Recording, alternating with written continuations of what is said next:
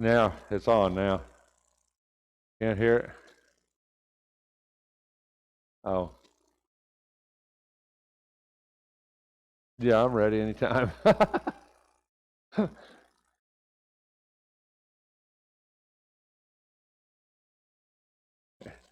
Good morning. Thanks for being here for Bible class this morning. It's good to see everyone. Debbie's surgery, Melanie just told me, was on the 11th. On the 11th.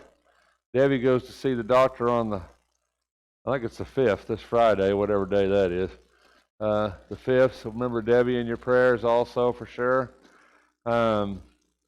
Anything else we need to mention this morning for prayers, particularly anybody? Huh?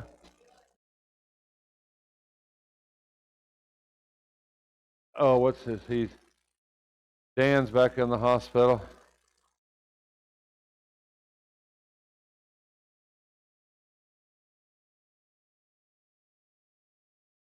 Okay, pneumonia and some other issues. Thanks, Gary. I didn't know you cared.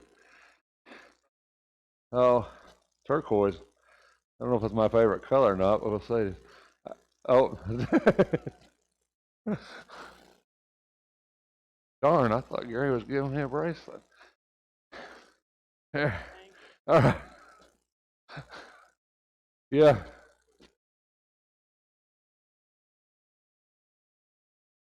Okay, Greg Elliott's having surgery on the 4th.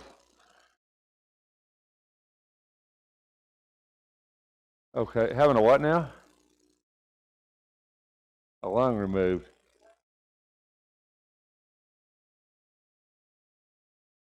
They're going to have a lung removed. Greg Elliott. So, need to remember him for sure in our prayers. Anything else? My leg is much improved from last week. Thank you very much. It was pretty painful last Sunday, so I'm kind of glad it's on the mend. It still hurts, but it's better. I'll put it that way. It's this Friday, 5th, 4th, 5th.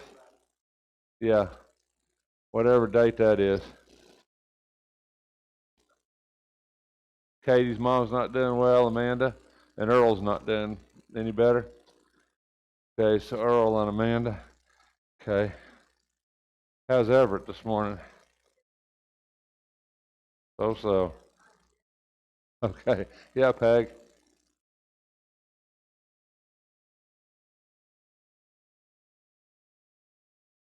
Okay. Jeanette. Okay. Yeah, sure can. All right, let's have a word of prayer. Our most gracious Heavenly Father, we're thankful for this day, Lord, and want to hold those up to you that have been mentioned this morning for Jeanette, Peggy's sister, Lord, that you'd be with her and comfort her and her family at this time, and for Corky's nephew, Lord, that you'd be with him and his surgery on his lung, and that's a serious surgery, Lord. Pray that would go well and that might get all that cancer, Lord, and that may be removed. I pray that you'd be with Earl, Lord, Amanda, help them, Lord, with their sicknesses, Lord, their health, and help them, Lord, to get back to the health, Lord, that they desire. With pray be at Debbie Puckett, Lord, her upcoming surgery on the 11th, that you'll bless her, Lord, that might be successful, that it might give her some relief from her symptoms, Lord, and help her. With Debbie, Lord, her visit on this Friday, Lord, that you'd be with her and be with that and help that to go well. Just pray for others, Lord, that are on people's hearts and minds that we failed to mention by name, that you would be with them, bless them, Lord, and we would hold them up to you. In Jesus' name we pray. Amen. All right, we're in a parable this morning that is probably one of my least favorite because it's probably one of the hardest to understand in the whole Bible. So anyway, we're going to dive off into that and have some discussion, I hope, about it. Hopefully you'll have some words of wisdom for me this morning. The parable of the unrighteous steward. This is kind of a weird little chapter in Luke, and the way this class goes this morning, we're going through this Bible in 4 years. These class deals are kind of laid out. We're in the last year of that.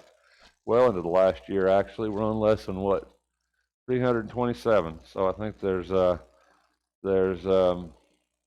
104 a year, so however that works out.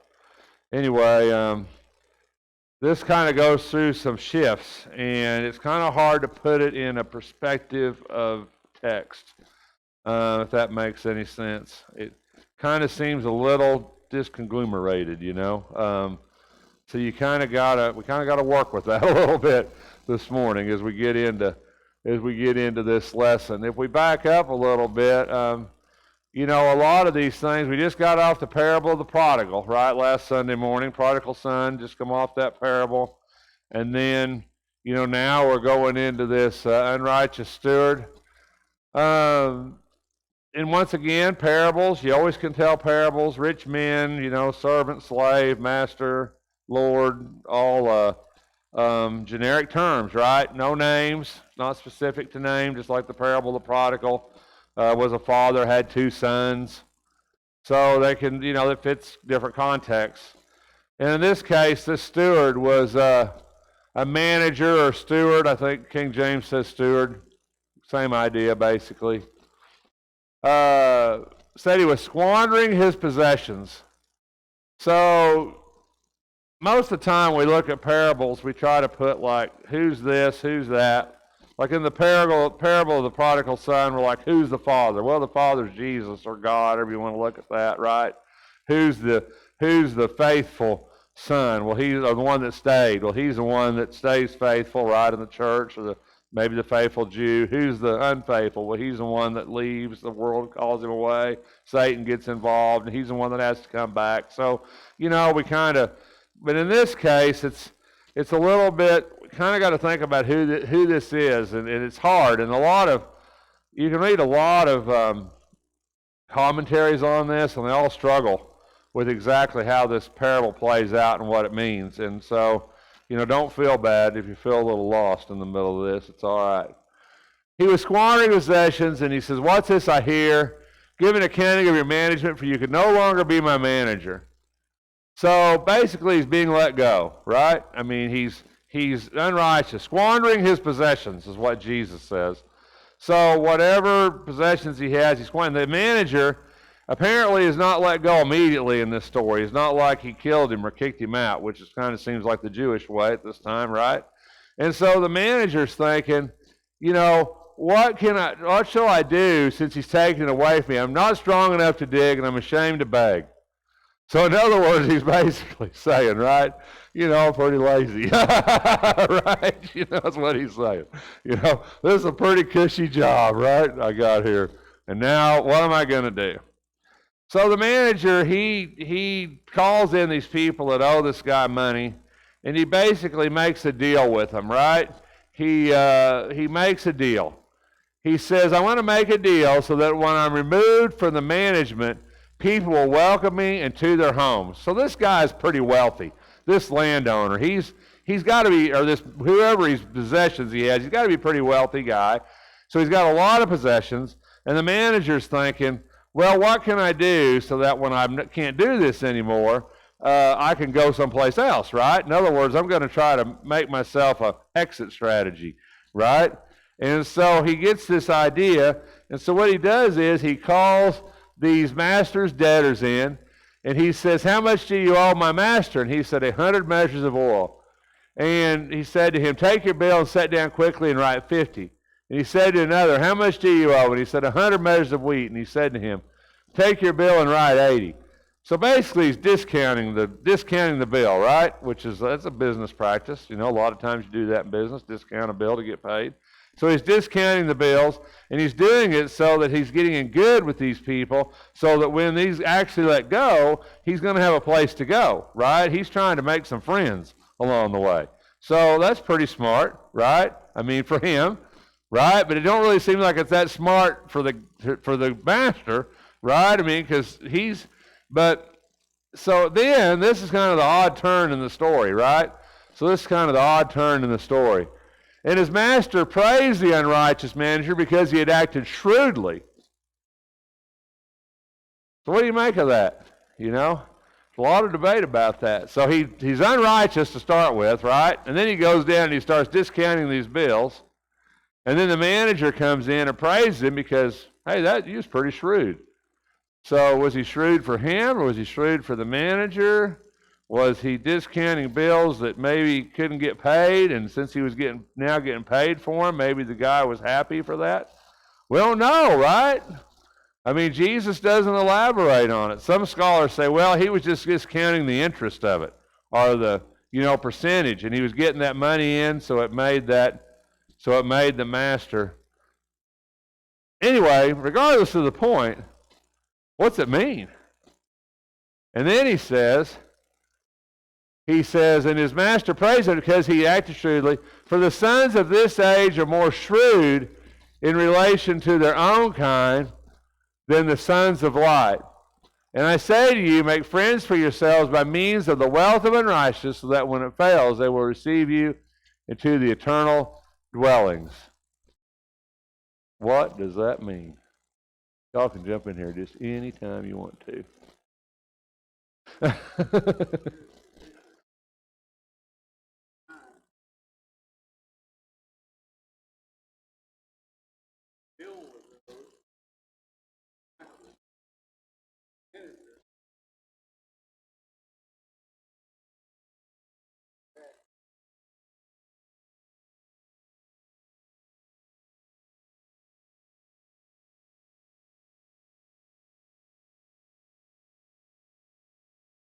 Yeah, I've heard that too, that he was actually just discounting his portion. But the Bible says that he was employed by this guy, so there's no indication necessarily that there was a percentage involved. So, I mean, we're reading stuff in that we just, there's a lot of things you can read in. I mean, I've owned a business for a long time, and trust me, there's a lot of debt I have out there that if I could get 50%, I would go out to eat, jump up and down, do a dance in the street, right? So, I mean, because I'm never going to get that money, I would take 20%, would be fine.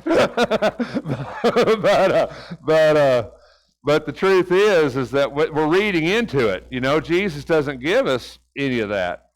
But I think, so, and the other question you have to ask is, regardless of the situation between the master and the steward and what he did and whether it benefited the master or benefited the steward, or the master was looking at him and saying, hey, you're a pretty smart guy. You're taking care of yourself. I'm still going to let you go, right? but that was a pretty smart move.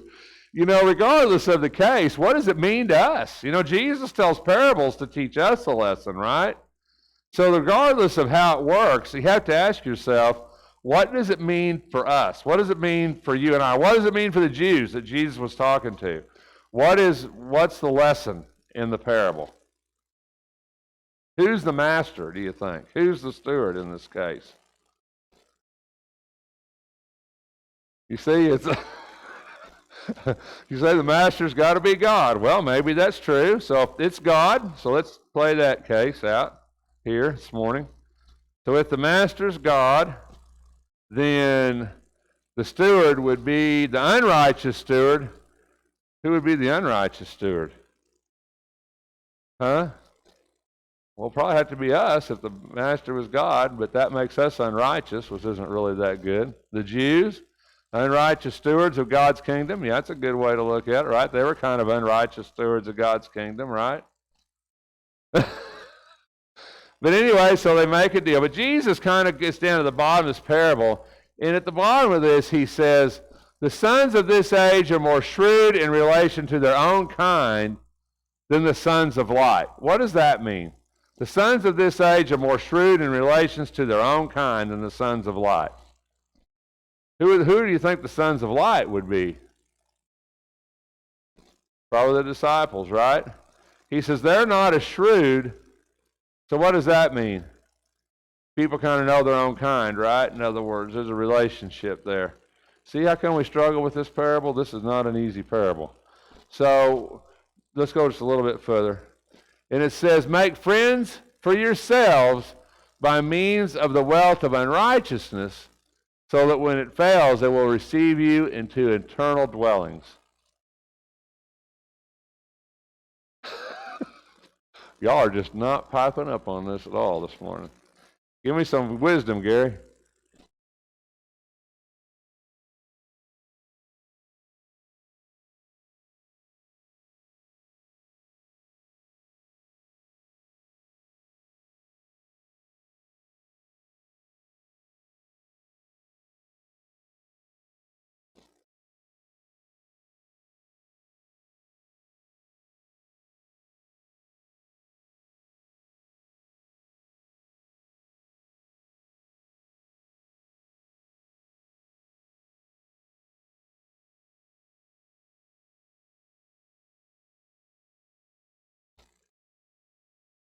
Right.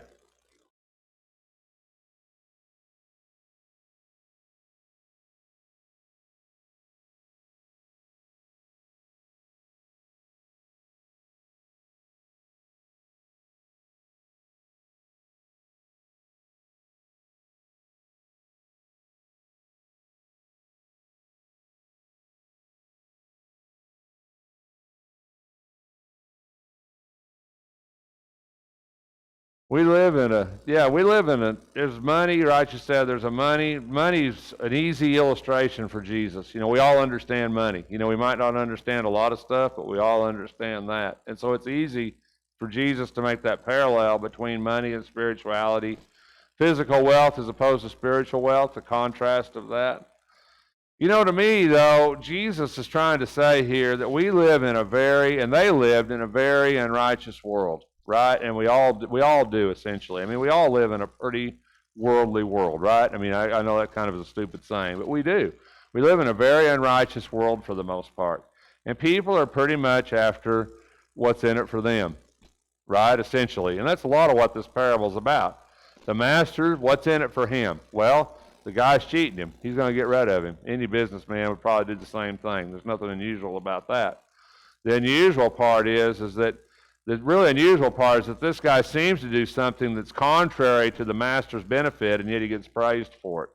We can't, and like Buck says, you can read a lot of commentaries. They're like, well, he's taking his part, or he's taking the interest part, but we don't know that, and that's just speculation. There's no textual evidence that's the case. Just going off the text, he's basically given people a discounted rate. So the master seems to think, you're shrewd. To me, anyway, this is my own take on this, but my opinion of this is he's saying, you acted shrewdly, not because he praised him for acting shrewdly, but I don't think it was because it benefited him. He's just saying, oh, well, that was a pretty smooth move. I mean, right? I mean, you kind of took care of yourself, right? Well, he didn't find him righteous. He found him to be, he still says he's unrighteous, but he praised him because he acted shrewdly.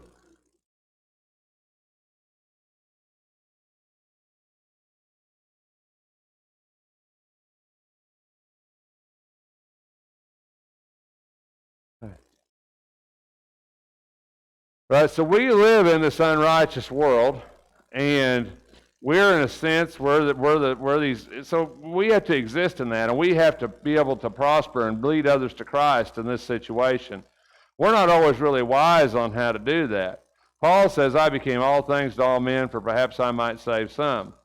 I think what Jesus is trying to say is that these sons of light don't understand how the world necessarily works. We look at it sometimes through a real pure eyes or real righteous eyes.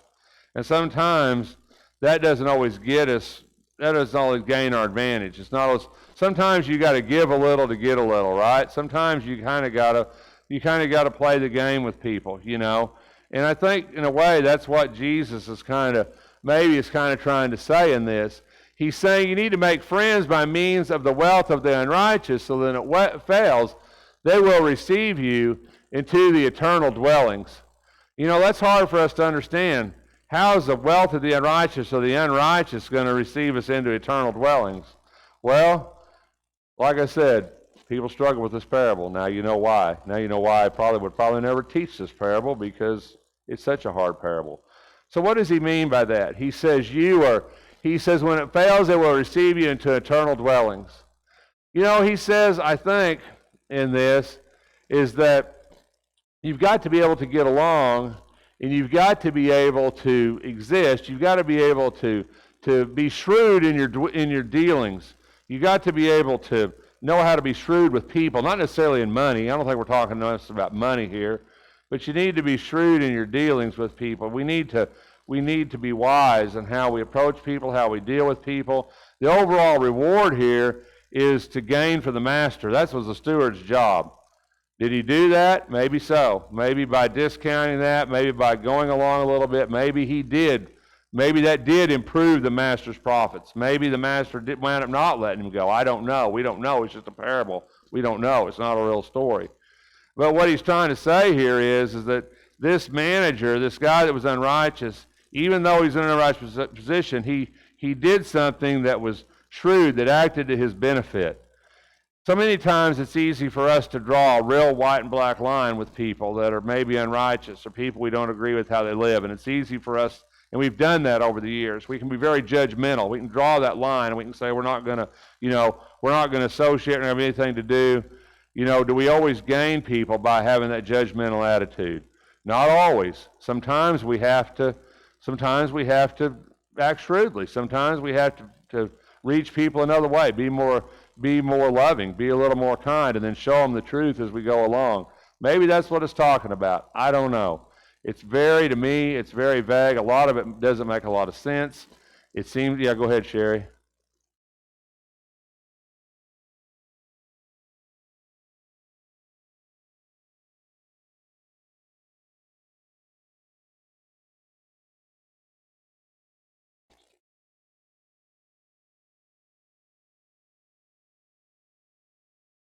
Mhm.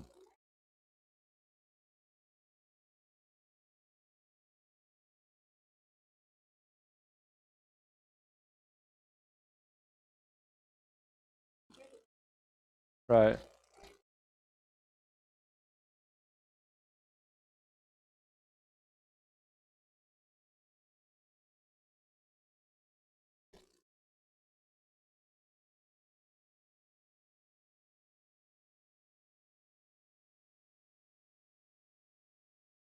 Right, the idea of unrighteous wealth, and that's what it goes down to. And there's a lot of debate about where the parable actually ends. Most people think it ends at 8. Some people think it ends at 10. But if you're faithful, right, in a very little thing, it's faithful in much. Who is unrighteous also in much. So, and that's a reiterated theme in the Bible. He who has little, he who has much will be entrusted. He who has little, even what he has will be taken away. So the idea of being faithful in a little thing, being faithful in a big thing. If you've not been faithful in the use of unrighteous wealth, who will entrust the true riches to you? So if you've not been faithful in the use of that which is another's, who will give you that which is your own? So, it plays on the whole theme of it. Jesus, in a lot of ways, looks at wealth, or a lot of times in the Bible, wealth or the love of wealth is an unrighteous thing. So, but Jesus always praises those who are shrewd in their use of what's given, whether it be the 1 talent or the 10 talents, right? He's very praiseworthy for if you're faithful in what's been given to you. We use that sometimes as gifts, as talents, as money, as abilities. We've played that a lot of different directions over the years. And probably all of them to an extent are true. If you're faithful in the use of a little, then you'll be given more. If you're not faithful, then what you have will even be taken away from you. Jesus, in the Bible, God always expects an increase, doesn't he?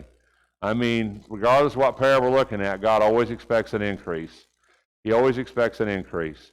We see that over and over. If you give him 5, 5 more. You've been very faithful. 10, 10 more. You've been very faithful. 1, I took and hid it, put it away. I knew you were a harsh man, right? Reaping where you don't sow. And so he says, you're unrighteous, and I'm going to take that 1 away and give it to the 10. Those are pretty hard parables, pretty hard lessons Jesus taught. But Jesus is, in the Bible, this is the harvest, right? We're the we're the reapers. This is the harvest. Something we have to do. God expects an increase from us. We are these masters. We are these slaves in this idea. We are the slaves, the servant, the vine keepers, the vineyard. We're that person in all these parables. We're the ones that's supposed to tend and to sow and to provide all this out. So God expects an increase from us. So that's the reason a lot of these parables go, I think, along that line. If you're faithful in a little, you'll be given much. If you're not faithful in a little, I've always said it 100 times, right? If you want something done, ask the busiest person you know. Generally, you'll get it done, right? Because, there's a reason, and that's the same. The Bible kind of goes along that. People who are busy, people who are working, people who are acting are the people you're going to get the increase. Kind of see that in this story.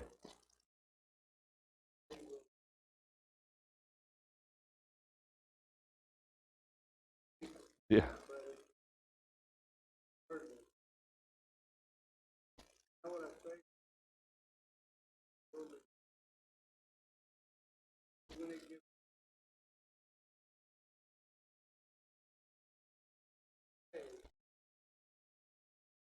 Yeah, is that Young's literal? Oh, complete Jewish. Yeah, sometimes that you're right. That you kind of throws us, or they kind of throws you there. Buck read a different translation that says you will have that.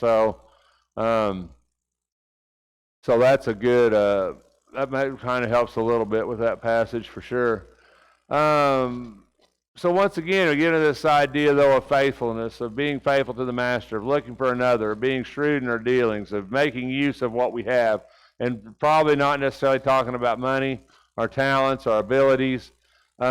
Be faithful with what belongs to someone else. I think that's a real biblical principle, right? You know, this is a case where he wasn't faithful with what the master gave him. We should be faithful with the use of what the master gives us. Yeah, go ahead, Sherry.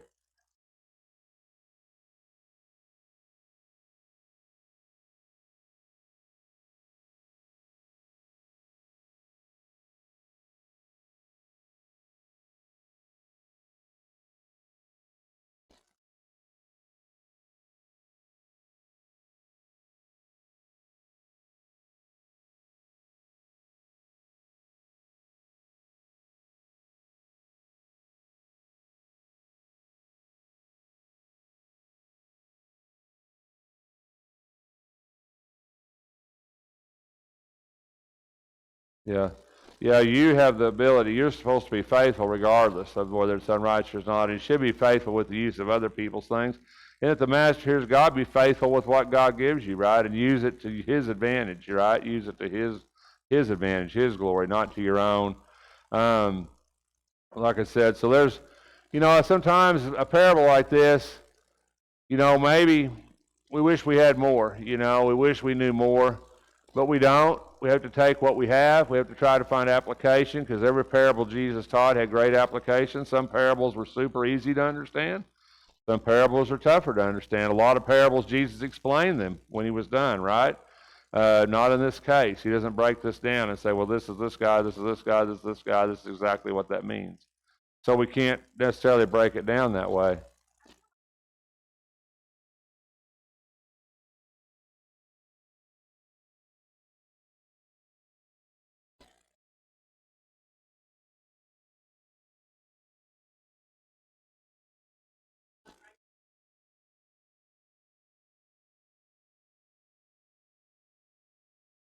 Right. Yeah, I think you're right. I don't think we're talking about sinful wealth or wealth gained by sin or gained by deceit necessarily, but we're talking here. Yeah, I agree with you. We're talking about worldly wealth there, talking about the wealth of the world.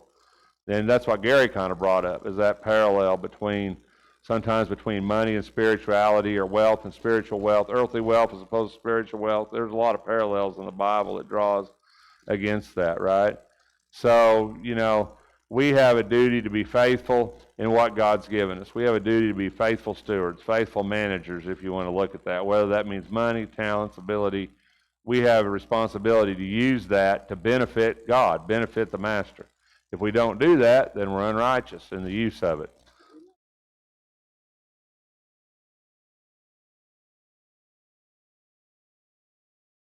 You can look at it that way. That's one way to look at it. By whatever means, win them over. That's what I said. Paul says, I become all things to all men so that perhaps I might save a few. But that's kind of a dangerous track, too, right? Go ahead.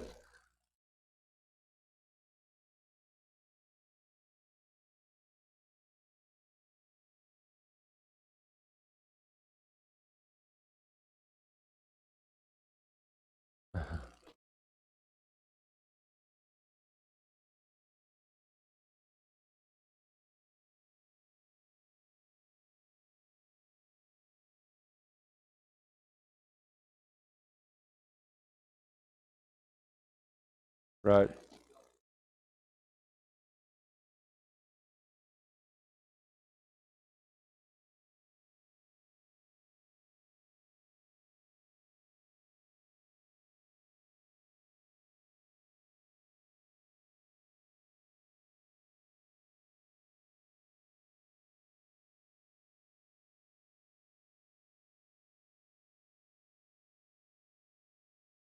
Yeah, we have to have that unrighteous wealth is not ours, right? Spiritual wealth, is what we have to desire.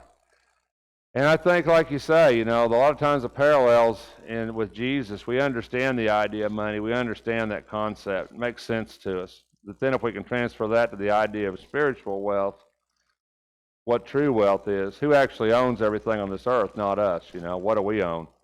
Well, our soul, right? I mean. So our wealth has to be based upon that and how we. And then, like I said, you see a lot of different things and all great comments, right? We look at, what wealth is it? What's true wealth? Is it wealth of the world as opposed to spiritual wealth? Are we talking about saving other people? Are we talking about using what God gives us shrewdly to save others? Is He the manager here? We're supposed to use that shrewdly. If we're faithful in a little, we'll be given a lot. Yeah, I mean, that's all great things. I guess that's a great thing about a parable, right? Because we can see and make a lot of different applications with what Jesus says based on that. I have a hard time. I think this is not as defined. And I think there's a lot of terminology in here, exactly what was brought up, that we struggle with. What wealth are we talking about? Monetarily, spiritual wealth. What's unrighteous wealth? Is that sinful wealth? Wealth of the world? Probably wealth of the world. Should we be shrewd managers? Yes. Could you look at this on a church idea? Yes. Should the church be shrewd in the money it's given it? Should we use that money wisely? Absolutely. Right? Are we entrusted with that? Absolutely. So I think, like I said, there's a lot of things we can pull into this parable. But I think it comes back to how we use what God gives us. Are we faithful? Are we shrewd? Are we unrighteous? Where do we fit into that, right? How do we use the wealth of God? Well, hopefully we use it to gain more souls, right? And to do God's work and to build up a spiritual treasure, our spiritual wealth, not our physical wealth. I mean, Jesus says that pretty straight, doesn't he? He says, store up for yourself treasure in heaven. There's a lot of speculation. How do you store up treasure in heaven? Talk about that a lot, right? By doing the works of the will of Jesus Christ. Store up treasures in heaven where moth and rust, right, don't corrupt nor thieves break in and steal. Don't store up for yourselves treasure on earth where moth and rust destroy, where thieves break in and steal. There's a contrast, right? Heavenly wealth, spirituality, as opposed to physical wealth of this world. Because no servant can serve two masters, right? No servant can serve two masters, for either you'll love one and hate the other, or you'll hate one and love the other, right? You cannot serve God and wealth. So he dives right into that. Does that tie into that parable? Probably so. You cannot serve God and serve wealth. Doesn't mean you can't have wealth. It just means you can't serve wealth. What does it mean to serve wealth? What's the difference in that? Right, it's priorities, right? What are you putting in the way of God? If your desire to be wealthy, or your wealth, drive for wealth, gets between you and your spirituality, you and God, then yeah, there's a problem there, right? In other words, you can't be wealth driven in this world. And because if you do that, then you can't serve that and serve God. You can only serve one master faithfully. So, that's a pretty straightforward idea, I think.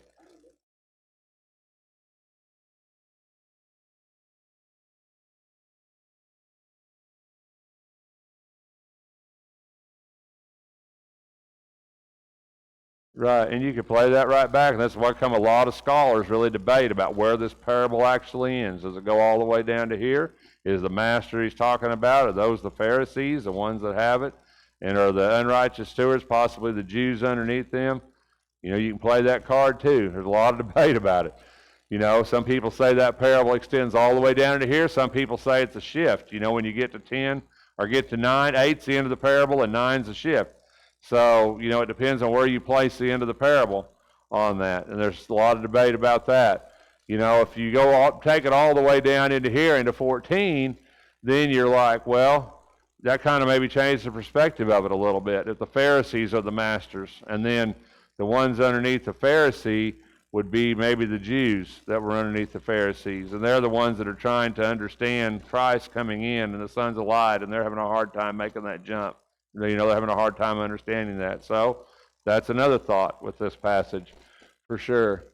The Pharisees were lovers of money, he says, and were listening to all these things and were scoffing at him.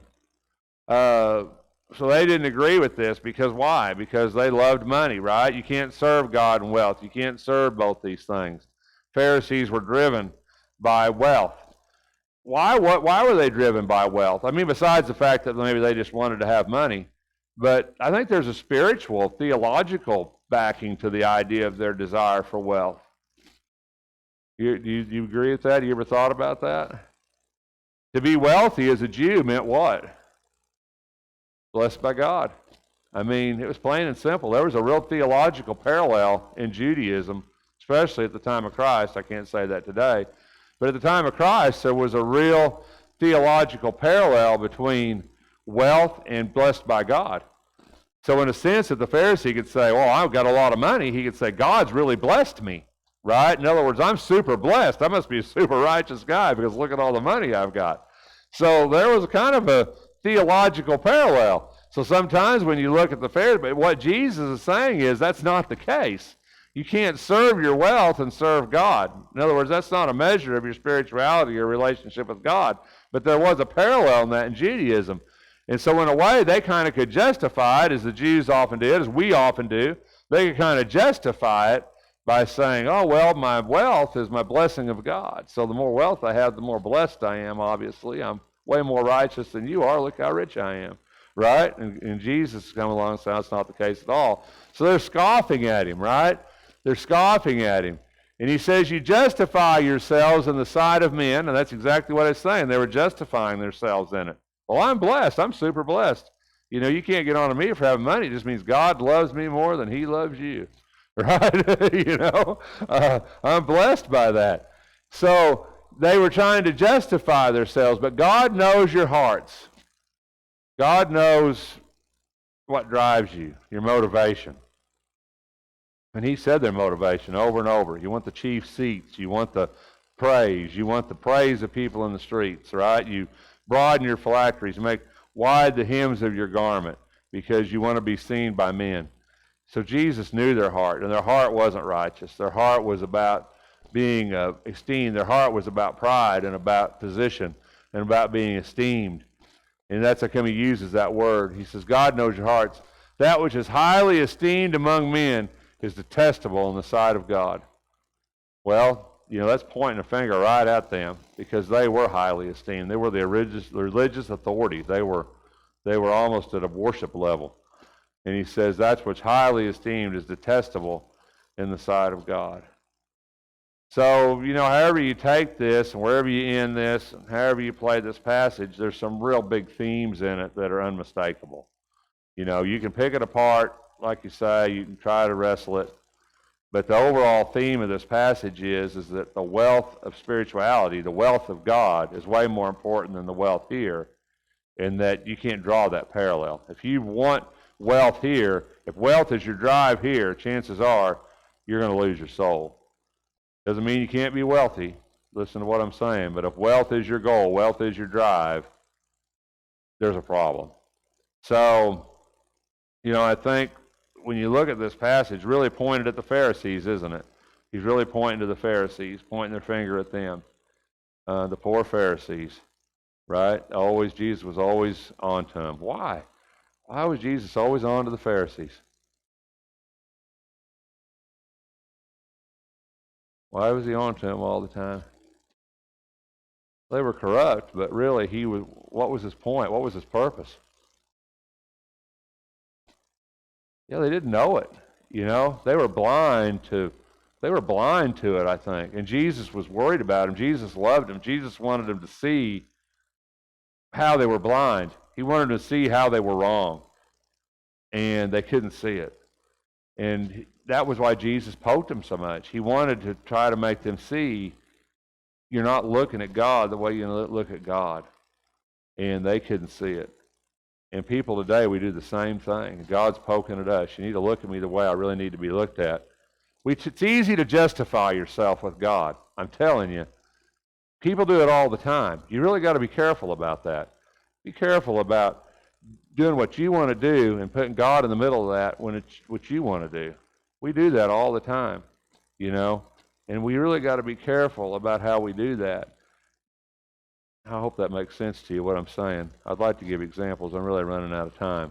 But it's easy to do things for selfish motivation and just put God in the middle of that and use God as our reasoning, or God as our justification, or God's telling me to do this, or God's calling me to do that. And we hear that stuff. We really be careful with that. You know, the ways of man are not the ways of God.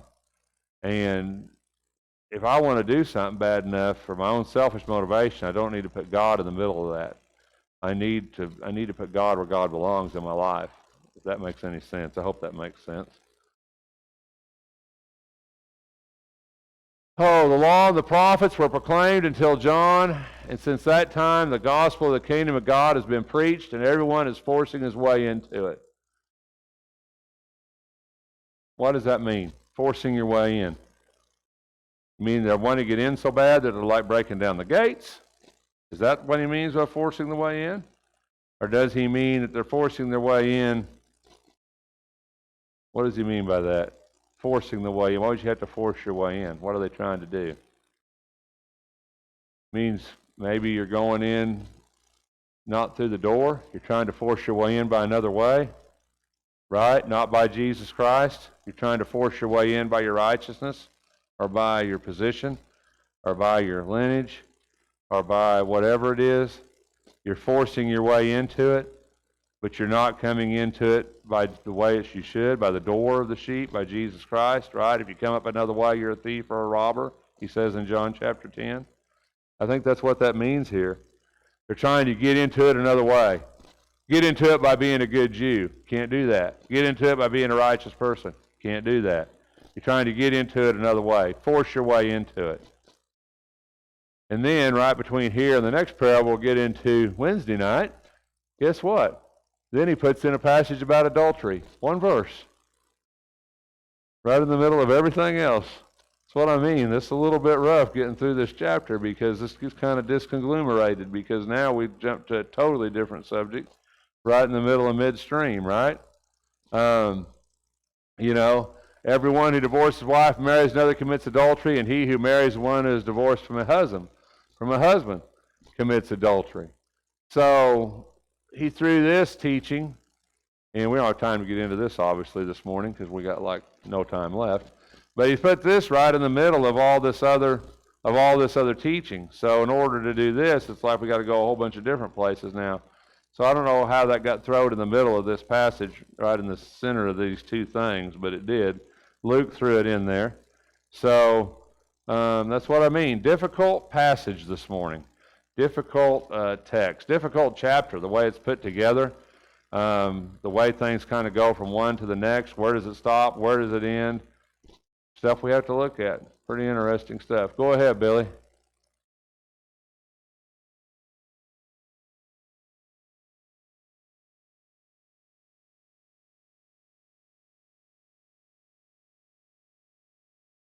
Right. And that probably is why this passage on adultery is here, because they had two prominent Pharisees at the time of Jesus, right? Hillel and Shammai. And one of them, Hillel, was very straight line. You can't divorce your wife except for sexual immorality. Shammai was very liberal thinker. If she burns the toast, right? Comes out of Deuteronomy 24. She's displeasing. If she burns the toast, you can divorce her. So maybe that was, a lot of people think that's why Luke threw this in here, because he's talking about the Pharisees. He's talking about justifying yourself. And then he throws this in there because there was two very broad ranges of thought about what constituted a divorce and a Jewish thought. So a lot of people think that's why this was thrown in right here. Anyway, more than we can talk about in the next no time that we have. So thanks for your time this morning.